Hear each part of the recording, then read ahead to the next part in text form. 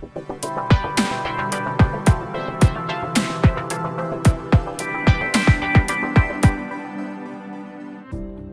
आरोग्य दिनाच्या निमित्ताने कर्जत उपजिल्हा रुग्णालयात डायलिसिस सेंटर सुरू करण्यात आले।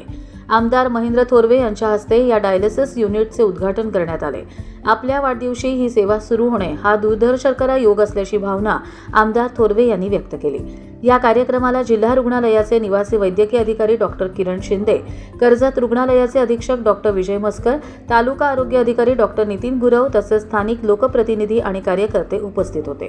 डॉक्टर किरण शिंदे यांनी सांगितले की जिल्ह्यात 7 ठिकाणी डायलिसिस सेवा सुरू केली जात असून यापूर्वी रुग्णांना मुंबईला जावे लागत होते। आता ही सुविधा स्थानिक पातळीवर उपलब्ध झाल्याने रुग्णांचा वेळ व खर्च दोन्ही वाचणार आहे।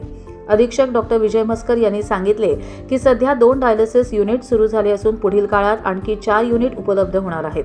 तसेच कर्जत उपजिल्हा रुग्णालय 100 खाटांचे करण्याचा मानस आमदार थोरवे यांनी व्यक्त केला।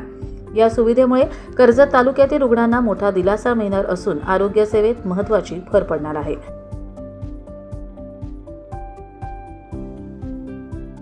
कर्जत लाईव्हसाठी महेश भगत, नेरळ।